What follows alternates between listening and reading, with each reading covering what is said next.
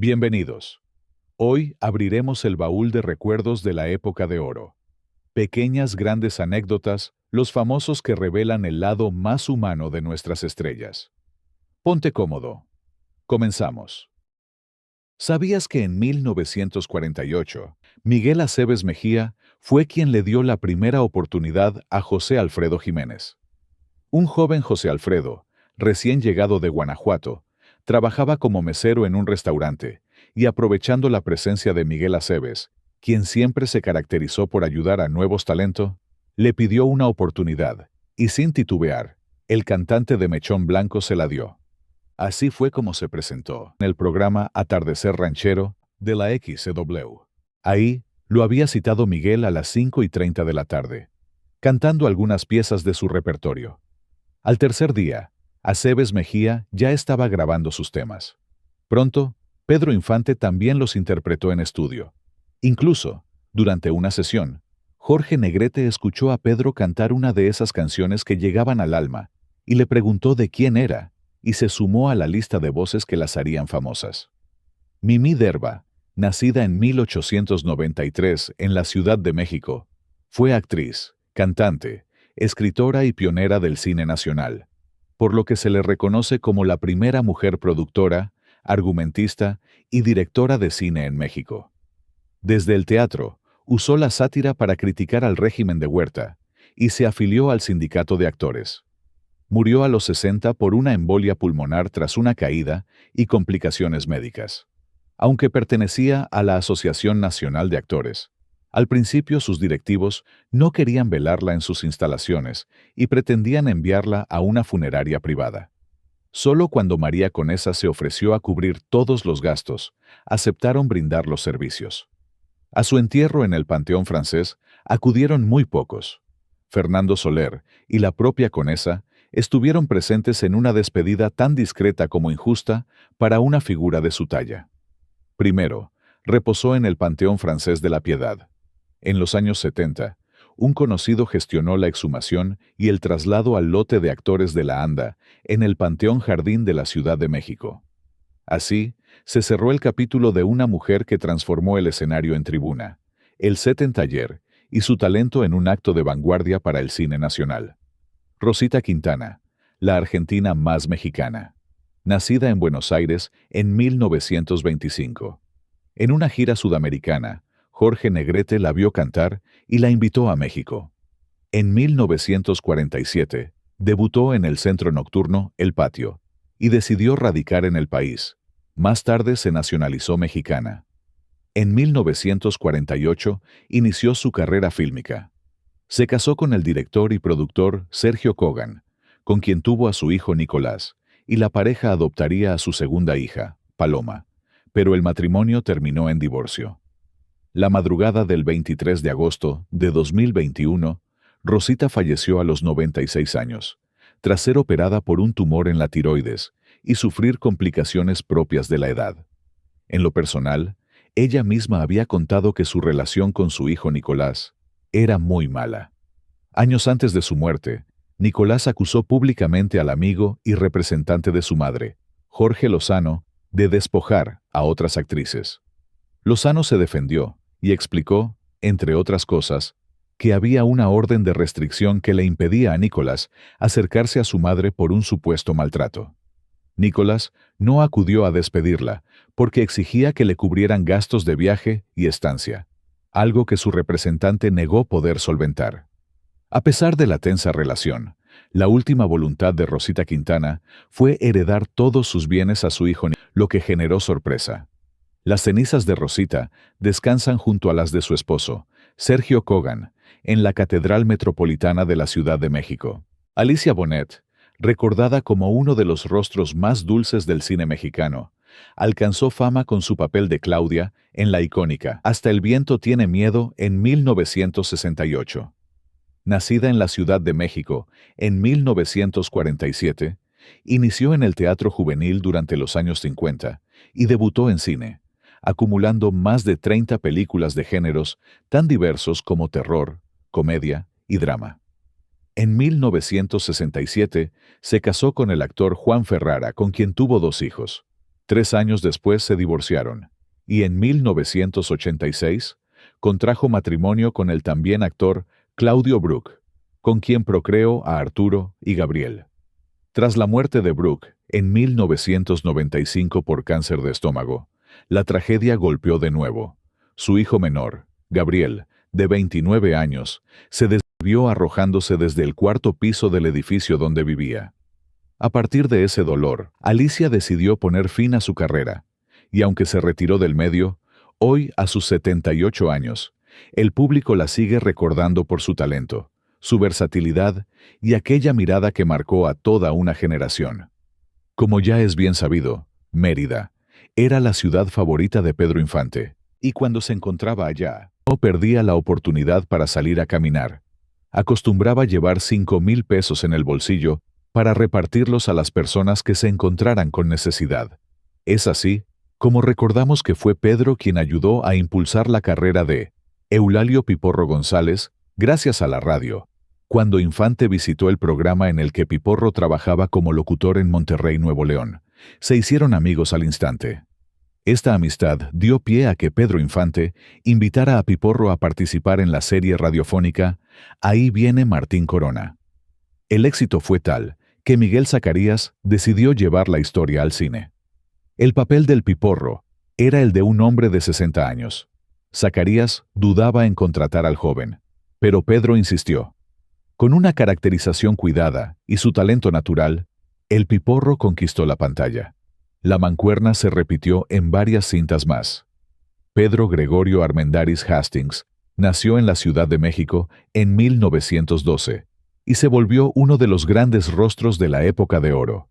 Presencia imponente, mirada recia y un carisma que lo llevó de México a Hollywood y Europa. Pero detrás del brillo hubo golpes tempranos. Perdió a sus padres en la niñez y tuvo que alejarse del país que lo vio nacer para ser educado por familiares en Estados Unidos. Se casó con Carmelita Prado, con quien tuvo 2 hijos. Para 1956, ya convertido en figura mayor, aceptó participar en la película El Conquistador, dirigida por Dick Powell y protagonizada por John Wayne. Fue una decisión que marcaría su vida para siempre. El rodaje inició en el desierto de Utah y debió trasladarse a estudio, donde llevaron decenas de toneladas de arena del lugar original. Años después, se señalaría que aquella zona estaba cerca de un campo de pruebas nucleares en Nevada y que el polvo radioactivo pudo haber expuesto al equipo. Con el tiempo, numerosos participantes desarrollaron distintos tipos de cáncer. Entre las víctimas estuvieron el propio director y más tarde, John Wayne. A comienzos de los 60, a Armendáriz le confirmaron cáncer. Consciente del pronóstico, aceptó un último papel para asegurar un sustento económico a su familia. Encarnó al espía turco Kerim Bey en Desde Rusia con Amor, la segunda entrega de James Bond. Actuó con profesionalismo pese a los dolores. En algunas escenas ya cojeaba y, hacia el final, tuvo que ser doblado. En 1963, los médicos le comunicaron que la enfermedad era incurable y que se encontraba en etapa terminal. Tenía 51 años, mucho por vivir y por filmar, pero el sufrimiento era demasiado. El 18 de junio de 1963, internado en el Centro Médico de la Universidad de California en Los Ángeles, él mismo decidió terminar con ese sufrimiento. Fanny Kaufman, mejor conocida como Vitola, fue la reina del humor en un mundo dominado por galanes y vedettes. Nació en Toronto el 11 de abril de 1924 y, con apenas 10 meses, sus padres la llevaron a Cuba. A los 12 estudió canto y declamación en el conservatorio. Soñaba con la ópera. Pero su 1,80 m de estatura, su extrema delgadez y una nariz pronunciada desataban la risa del público cada vez que cantaba. Comprendió que la ópera no era para ella. Por medio de una compañía teatral, llegó a México y conoció al diplomático Humberto Elizondo. Contrajeron matrimonio y de esa unión nació su primogénito, el futuro actor Humberto Elizondo Kaufman, en 1947 en Saltillo. La prensa, cruel, inventó que era hijo de Jorge Negrete. Vitola lo desmintió siempre, aclarando que con el charro cantor solo tuvo una amistad. Tras 4 años de matrimonio, enviudó, por lo que tuvo que volver a trabajar en teatro para el sustento de su hijo. Un día, Tintán, disfrazado, andaba en búsqueda de talentos para su nueva película. La vio actuar y fue él quien le brindó la primera oportunidad para actuar en cine. Su carrera en cine fue exitosa, consagrándose con la cinta El Rey del Barrio. Se casó por segunda vez con el ventrílocuo Alex King Kong y tuvo 3 hijos más: Moisés, Abraham y David. El destino fue implacable. Perdió a Moisés y a Abraham en accidentes distintos, un dolor que la marcó para siempre.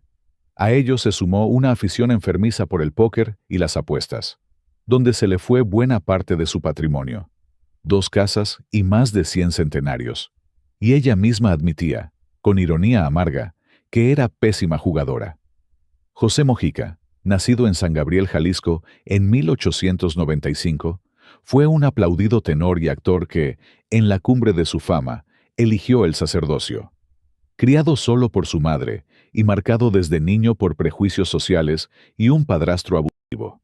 Siendo muy joven, emigró a Nueva York, donde lavó platos, pidió audiciones y obtuvo papeles secundarios hasta que Ernesto Lecuona descubrió su voz, lo llevó a Hollywood para la cinta La Cruz y la Espada en 1934 y lo presentó en La Habana, donde grabó páginas de éxito para la RCA Víctor.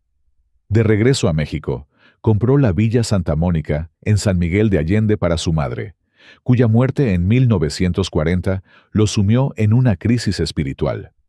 Una experiencia en alta mar, donde una joven que iba al convento le regaló Historia de un alma, de Santa Teresita, y su contacto con ambientes monásticos lo empujaron a dar el giro. Vendió sus propiedades, y tras cantar Solamente una vez, que Agustín Lara le compuso al saber de su retiro. José ingresó en 1942 al Seminario Franciscano de Cusco, Perú, y fue ordenado en 1947 en Lima.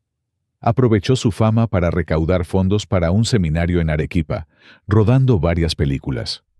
En 1970 le amputaron una pierna por problemas circulatorios. Murió en 1974, de hepatitis, y fue sepultado en las catacumbas de su convento. Emilio Tuero nació en 1912. Fue actor, productor y cantante español nacionalizado mexicano. Llegó a México en 1923. Trabajó en oficios varios y a fines de los 20 debutó en cine. Su peculiar manera de cantar lo volvió estrella de la radio y desde ahí protagonista de películas. Fundó Argel Films y rompió taquilla con Quinto Patio en 1950. En la XW, su popularidad era tal que, para evitar tumultos, sobre todo de admiradoras, a veces tenía que salir por la azotea y bajar por edificios contiguos. El episodio más oscuro de su vida ocurrió el 7 de mayo de 1938. La bailarina Dolores Telles Wood, con quien había tenido una relación, apareció sin vida en su auto frente a la casa de Tuero. Entre sus pertenencias, hallaron notas amorosas, y corrió el rumor de que él la había matado, ya harto de que lo estuviera persiguiendo. La investigación oficial concluyó que fue ella misma quien decidió terminar con su existencia, y las pruebas dactilares lo exoneraron, aunque se dijo que ella intentó que pareciera algo intencional, y que Emilio pasara sus días en la cárcel. Lolita fue sepultada en el lote de la Anda, en el Panteón Civil de Dolores. Eduardo Alcaraz nació en Santiago de Chile en 1915. Se estableció en México desde 1951. Dueño de una voz inconfundible y de esa solvencia que lo convirtió en banquero, médico, mayordomo o empresario cada vez que la trama lo pedía. Antes de los sets y los micrófonos, cantó tangos y trabajó en teatro musical. El episodio que marcaría su vida ocurrió en Quito, Ecuador, en 1949. Mientras laboraba en Radio Quito, adaptó La Guerra de los Mundos al estilo de la célebre versión de Orson Welles. La emisión, presentada como si fuera real, desató un pánico colectivo. Una multitud incendió el edificio donde operaba la emisora. 6 personas murieron, y Alcaraz se salvó de milagro. Poco después se mudó a México, donde desarrolló una larga carrera como actor de reparto y, sobre todo, como actor de doblaje, pues dio voz a centenares de personajes en series, películas y caricaturas, entre ellas El Superagente 86 y Perdidos en el Espacio. María Félix cuidó muy bien algunas etapas de su vida privada. Como es bien sabido, tuvo 4 matrimonios. Enrique Álvarez, padre de su hijo, Agustín Lara, Jorge Negrete y Alex Berger. Pero dejó fuera un episodio que durante años corrió como secreto a voces. Se trata del supuesto matrimonio discreto con Raúl Prado, integrante del trío Los Calaveras, a quien habría conocido mientras filmaba El Peñón de las Ánimas. Según relataron Miguel Bermejo, compañero en el trío, y el propio Prado, el flechazo derivó en boda en Cuernavaca, un noviazgo de 6 meses y otros 6 de casados. Prado lo definió como algo de repente, casi una vacilada sin grandes expectativas, razón por la cual ambos evitaron hablar del tema. Después, María negó la relación. La relación había quedado en secreto, debido a que la doña estaba forjando una marca personal. Entre versiones encontradas y silencios estratégicos, el episodio nunca pasó de la tradición oral del medio. Roberto Cañedo Ramírez nació en 1928 en Guadalajara, Jalisco. Antes de pisar un set fue mecánico, electricista, radiotécnico y empleado hotelero. En 1936 llegó a la Ciudad de México y trabajando de mesero en un restaurante frecuentado por gente del cine, se ganó las primeras oportunidades. Debutó en 1938 como extra y bailarín y, entre 1938 y 1944, acumuló un récord impresionante. Apareció como extra, no acreditado, en más de 80 películas. A partir de 1944, empezó a figurar ya con crédito, y su presencia se volvió constante. Su voz grave y su dicción impecable lo convirtieron en figura de teatro y de radio, donde protagonizó radionovelas populares. Además del actor, hubo un inventor prolífico. Cañedo patentó 22 ideas que facilitaron la vida cotidiana y el trabajo en medios. Entre ellas, un sistema llamado Cine a la Luz del Día, que todavía se usa en la televisión en variantes técnicas. El papel carbón, el tabique ligero, el plato desechable para alimentos y el álbum fotográfico de hojas adhesivas.